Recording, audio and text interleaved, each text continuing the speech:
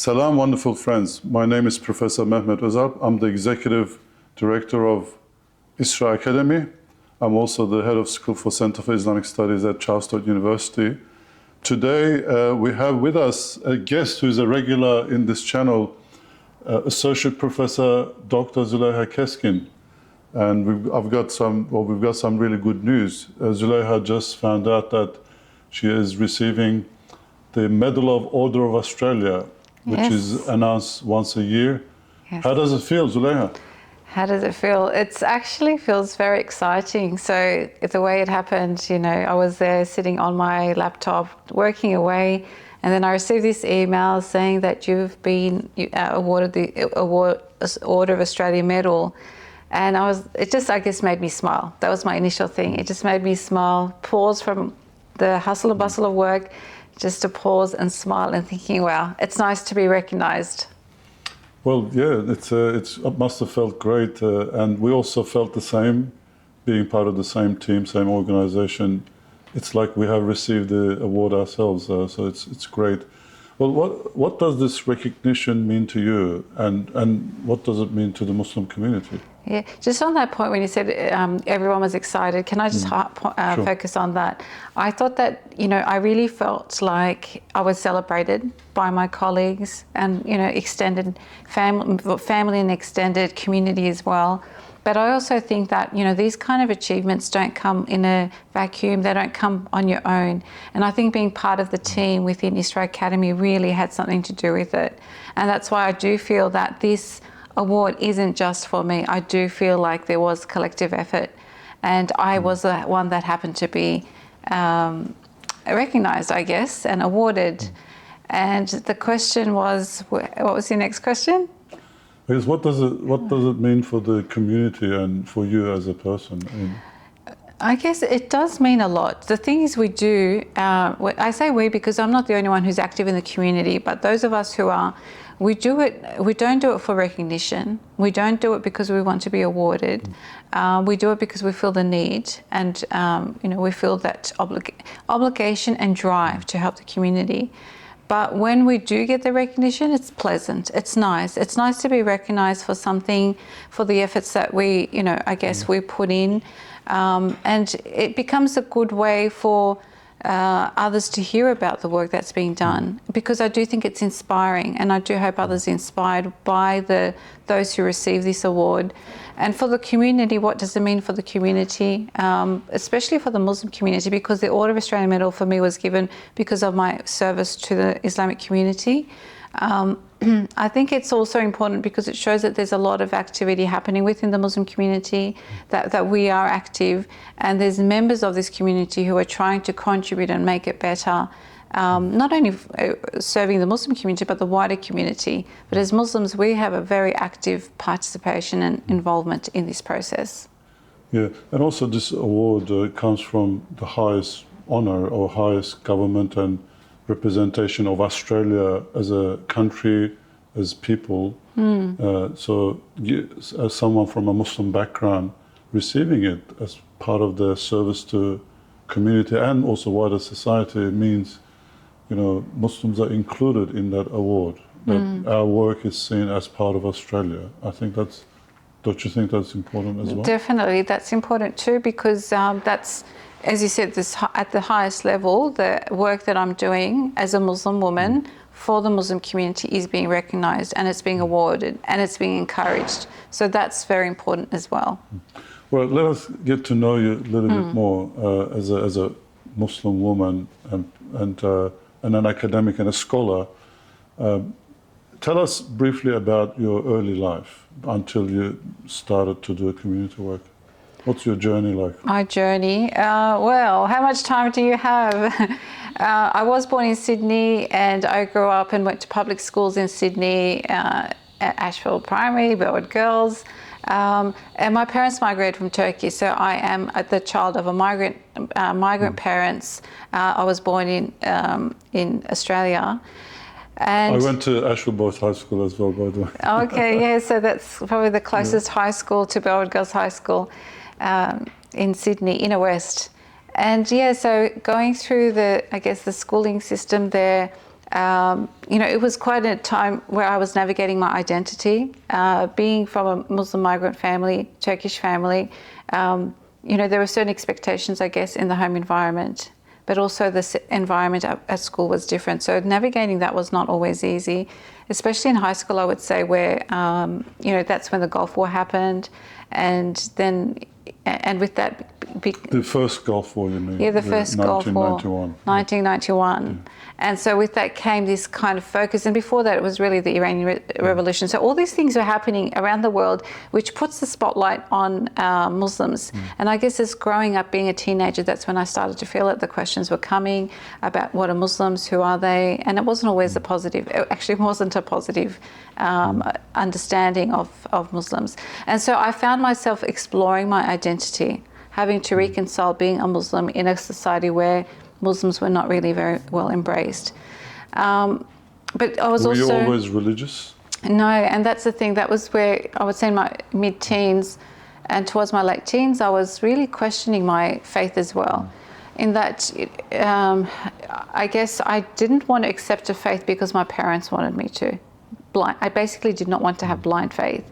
And so, I was questioning, does God really exist? Why do we do this? Why do we pray? Why do we fast? Like, I needed to have convincing answers to those things. So I started this journey of learning and trying to understand my faith better.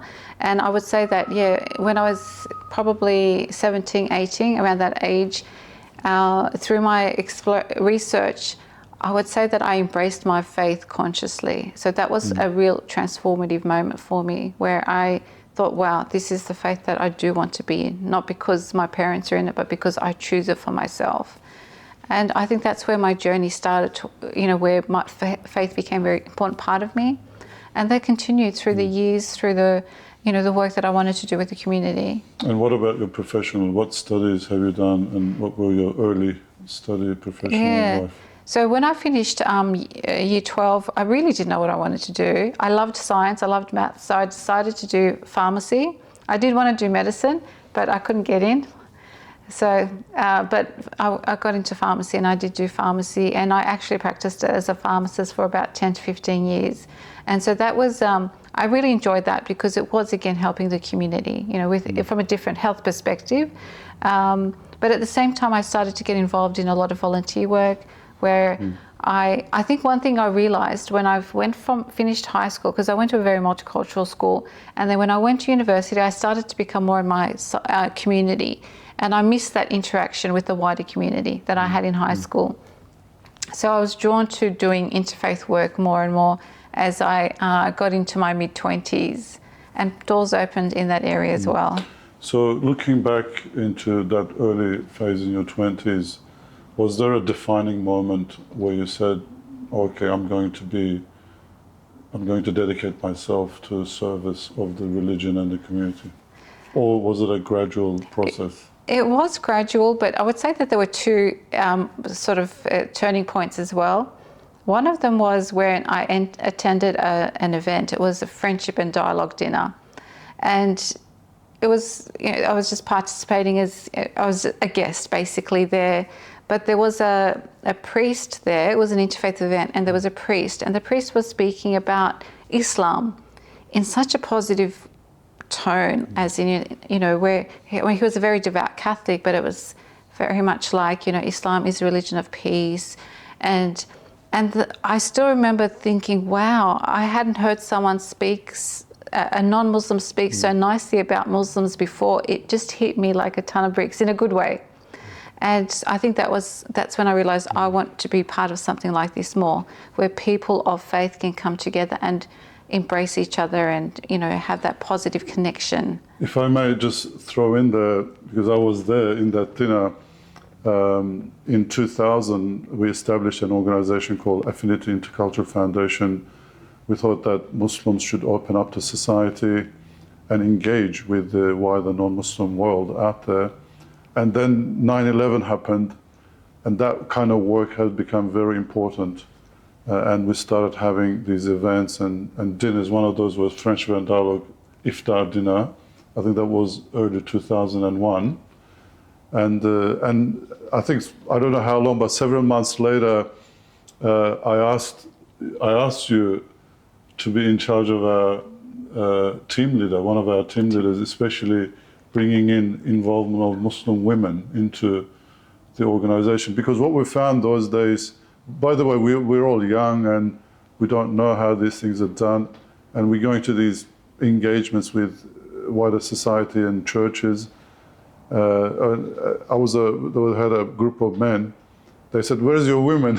Where are the women? Why aren't you bringing any women with you?" And that's when we thought, okay, we have to have some women involved in the organization. Not that there was anything against that, but we haven't thought about it until that point.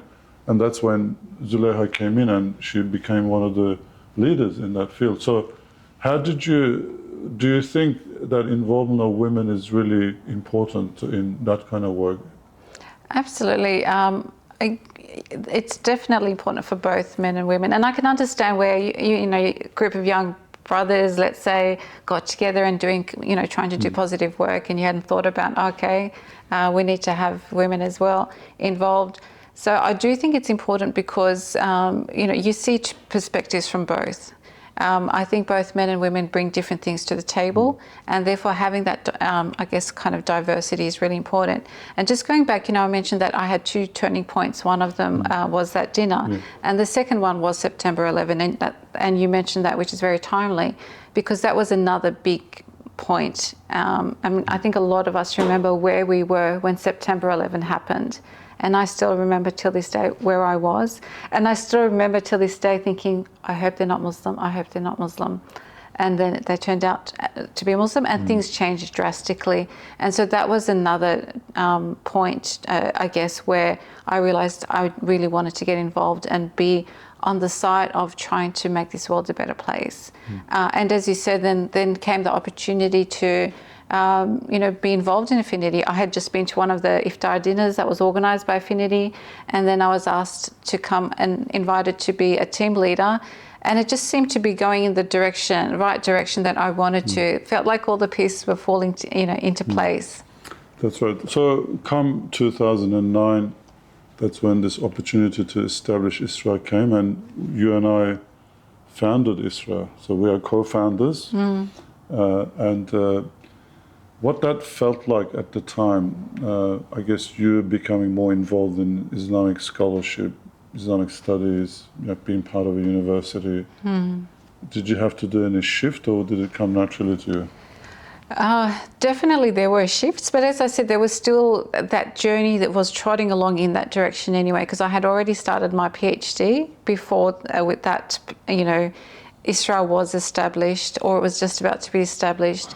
So I was going in the journey of academia already, and so it just seemed, again, natural that this would happen. And I believe you had started your PhD already as well at that point. And so, but it was a bit of a shift because we were involved in dialogue work, which is still, very close to my heart, and I still am involved to some degree. But this shift meant focusing more on, Islamic studies and the Muslim community, because it was heavy Islamic studies, as in, we're talking about courses. Yeah. Now, one thing I really admired about Zuleyha is that her sense of giving, sacrifice, and volunteering. All that time from early 2000s all the way to 2010s, she was like, you were volunteering basically your time. You weren't paid at all. Like, we're talking about inputting significant amount of time, 20 hours a week at least. Even in the early days of ISRA, we didn't have much income. Like, you were still working as a pharmacist part-time and working part-time without pay in ISRA. So I really appreciate that. And the way also you've done that consistently over time. Like, even when you had kids, like your kids, you didn't take any significant leave. I think about a month, you took off with your second child, and then you came back to the work. I think that's something really I admire about your work, because I've seen over the years a lot of people who come and go. They do that. You're one of those few that have been there all the time. So really, thank you very much for that. In ISRA, once we formed ISRA, by the way, I mean, you may not have been exposed to in this channel, but we have a very strong Islamic studies program as part of Charles Sturt University, and it's fully online. It's a very flexible, so it's a commercial break. So if you would like to explore, visit our website, isra.org.au. Enrollments are open for 2025. What has been your work in establishing the Islamic studies in Charles Sturt University and ISRA? Yeah, so it was a huge learning curve. So we started off, with developing one subject, and then after that, it was really about developing courses. And the good thing was that, I mean, we were both involved, but there was a big focus on developing content. And I think the fact that we had the background knowledge and we were doing our PhD and we had a very strong foundation in Islamic studies really helped, but also having a good understanding of the contemporary world. That was an important part of it. And you had also taught at that point, I think, at Newcastle University. So you were bringing that expertise onto Sydney the table. University and Newcastle University. Sydney University as well. So we were, I guess, with all this background knowledge, it was almost like we had gone through what we did in our lives with regards to, our personal studies, studying our PhD, and structured learning even at some points.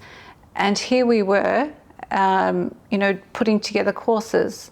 And it was a huge learning curve, because it's one thing to, teach informally, but when you have to put together courses and subjects where you have to follow so many policies, from credit policies to subject policies to assessment policies, and at a standard, university standard. But I have to say, although it sounds like it was a lot of intense work, it was extremely enjoyable, because it was pioneering work. We were creating, courses, of course, with the will of Allah, that did not exist. And there was such a huge demand and need for it. And so it just was an amazing journey, looking back. Well, that's another thing I really admire about your work ethic, in that you don't distinguish between work, like the one that requires representation, public speaking, all the high-level work, as opposed to on the background, doing a lot of admin work, hours and hours. You don't distinguish between any of those. That's really great. Just on, I think that what you said is really important, in that our earlier work in Affinity Intercultural Foundation allowed us to be connected to both Muslim community and the wider society, which enabled us to create these courses that were authentically Islamic, like from within the tradition. The integrity of the knowledge is preserved, but at the same time presented in a way that it doesn't look like it's a strange thing for this wider society. It looks very much integrated well as well. Exactly. Because at the end of the day, that's what we need to do as Muslims. Yeah, integrated. And we were also involved in a lot of talks, public speaking. So we were being questioned about Islam with so many questions. So we knew the sort of questions, or the sort of mindset that we were living in, and that it was important, therefore, for our students to have that ability to answer those questions, or respond to those questions, knowing their context. So we know about, like, you've been there from the beginning of ISRA, with the establishment, like founding of ISRA, helping develop the courses as the course director, and you had many leadership roles. What do you feel like over those 15 years? How did you grow as a person as a result of that work? How did I grow? As in what process? Or do you feel you've grown as a person? Definitely. I definitely have. And in what ways? Okay, in what ways? Definitely. I think, one thing is, if we want to learn, if there's one thing, if we want to learn, we need to teach. And that's where I think, through teaching over the years, and sometimes some content, you teach a subject over the years, the more you teach it, the more you incorporate it, the more you integrate it into who you are. So I would say that my knowledge has definitely increased. So from that perspective, and so I should put it out to everyone, it doesn't mean that you have to be teaching at university to be able to teach to learn. But whenever we get the opportunity, if we teach others, we learn a lot from that. Even if it's like saying to your children, or explaining that, or to a friend, I just read this book and this is what it's about. By teaching someone else, you learn so much. So I think that's one thing. The other thing that I would say writing, obviously, I came from a pharmacy background. So my first degree was in pharmacy, and there was no we were report writing. We weren't writing analytically and evaluating in the way you do in the arts, and that's what I had to turn to. And so that area really developed a lot, I would say, in my skill set as well. And just, I would say my people skills probably developed a lot as well through the 15 years, because you're dealing with people constantly, whether it's colleagues, whether it's students, whether it's people in the community. So to me, it was really important to have the good communication skills, people skills, so that I can connect. Connecting with people is a very important part of what I do. I think that's very important for me, more than anything. I think you bring with your skill set a very good balance of everything, like you're teaching well, leadership skills, people skills. That's very rare in this world, and we're really lucky to have you, Zuleyha. And I always admire Zuleyha's contribution in meetings. She's got great wisdom and experience. She always makes great contributions, and it's always great to have her in the leadership team of this organization. What sort of a legacy would you like to leave behind? Okay, the legacy I would like to leave behind is, I guess I would want to contribute. What I would want to see in our community is to have more Muslim women in leadership roles. So through this even award, if it means that it inspires other women to become more active or to take on leadership roles, that's fantastic. I mean, we need both men and women in leadership roles. So I'm not saying men need to stand aside and women they both need to work together and both to be in leadership positions. So I would love to see more of that come after me. But also I would love for, I guess, the youth to really tap into their passion, because in a way that's what I would say I did. I tapped into what I was passionate about, what drove me, and I was willing to also get out of my comfort zone to do that. I would love for more youth to do that as well, so that they tap into their passion, and in whatever place it might be in the arts, it might be in Islamic studies, it might be in sports, but we just need to drive ourselves more in our area of passion. Yeah, I think also you've demonstrated that women can be great leaders.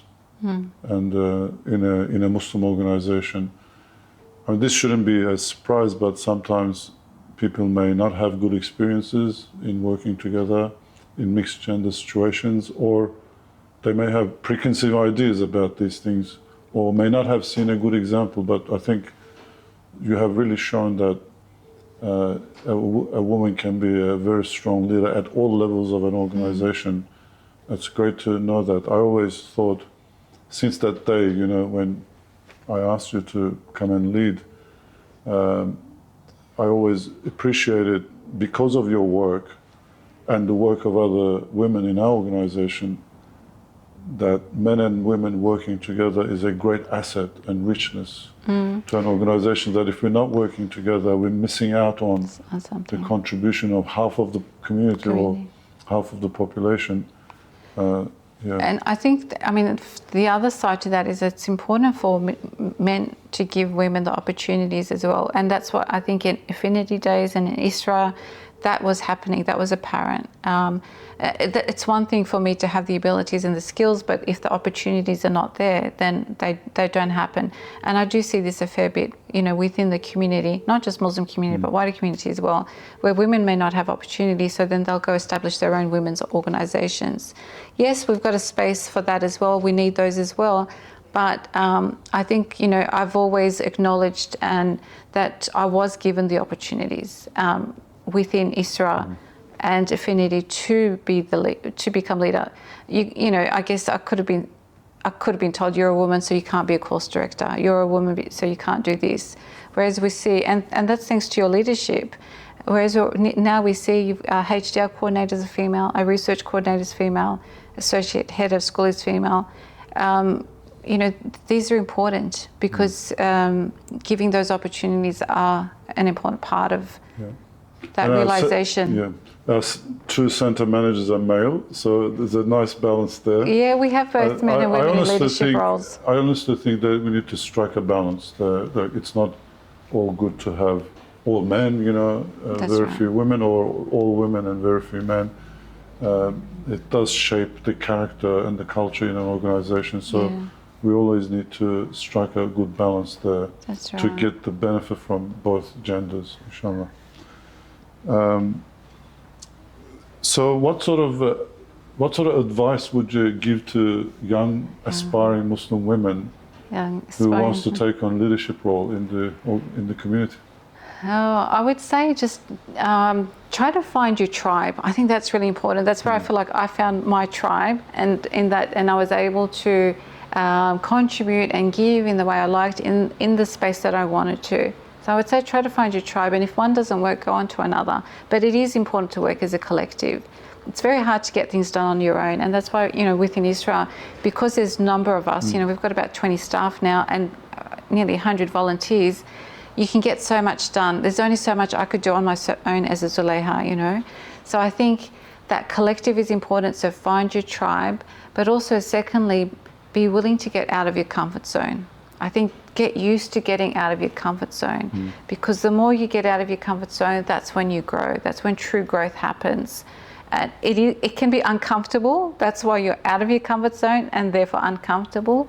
But sometimes with discomfort, you know, you see amazing results. And the more you see the results, the easier then it gets to get out of your comfort zone. The first time it can be very hard. I still remember the very first talk I did. And you probably don't remember it. We were at a church. I still remember how nervous I was for about a week before the talk. A week. And my hands were shaking with the paper when I was doing my talk. But by doing it over and over, getting out of my comfort zone, now I could probably talk to 300 people, and it's like speaking to one person. And if I can do it, therefore anyone can do it, because I was a very shy, timid young girl once upon a time. And hard to believe, but yeah, hard to believe maybe right now with the way I probably, what I do now, but that's where I was. But it's getting out of my comfort zone that got me where it got me. That means you've grown as a person. Absolutely. And as a leader. Well, thank you very much, Zuleyha. We look forward to a lifetime of working together with you and service. And thank you very much for all you have done for ISRA, for Muslim community and Islam in this country, and the people of Australia. Inshallah, thank you. Thank you. Thank you for the interview.